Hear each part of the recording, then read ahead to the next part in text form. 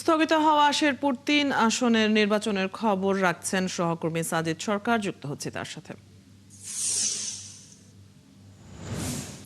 Sajid, vote গণনা কার্যক্রম কতদূর এগোলো, সার্বিক পরিস্থিতিও জানাবেন।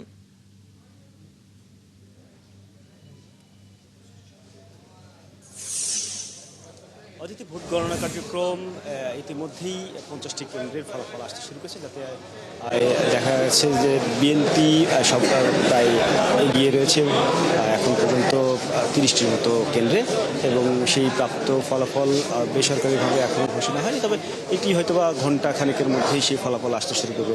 আমরা দেখছি যে যেহেতু বিএনপি এগিয়ে আছে, বিএনপি সমর্থিত যারা ভোটার এবং সমর্থক এবং দলের যারা রয়েছেন, তারা সবাই কিন্তু আসলে আনন্দ উল্লাসের একটা প্রস্তুতি নিয়ে আছেন। আমরা দেখছি এখানে রয়েছেন বিএনপি সমর্থিত প্রার্থী, যিনি এর আগেও সংসদ সদস্য ছিলেন। আমরা একটু কথা বলে আসতে চাই।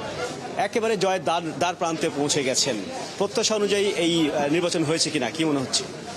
না, নির্বাচন শেরপুর ৩ আসনটা বিএনপির আসন হিসেবে পরিচিত। এখানে আমার বাবাও এমপি ছিলেন 2 বার, আমিও 3 বার ছিলাম। ইনশাল্লাহ আমি আশাবাদী ছিলাম যে যদি সুষ্ঠু নির্বাচন হয় বিএনপি নিরঙ্কুশ বিজয় অর্জন করবে। যদিও এখন বেসরকারি এখন পর্যন্ত রেজাল্ট হাতে পাই নাই, যতটুকু শুনতেছি কেন্দ্র ওয়াইজ ফলাফল ইনশাল্লাহ আশানুরূপ হচ্ছে। ধন্যবাদ।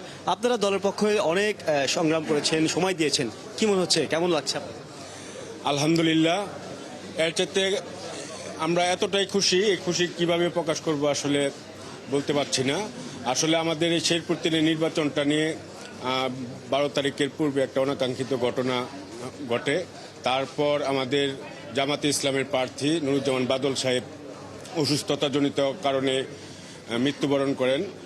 তারপর আমরা দেখি আমাদের বিএনপি সরকার গঠন হয়, অনেকে এমপি হয়, মন্ত্রী হয়, কিন্তু আমাদের শেরপুরে একটা হতাশা নেমে আসে। এই হতাশা থেকে আমরা আজকে মুক্তি পেলাম। সকলকে ধন্যবাদ। আসসালামু আলাইকুম। সাজিদ, আপনার কাছ থেকে আমরা শেরপুর 3 আসনের নির্বাচনের খবরাখবর জেনে নিচ্ছিলাম।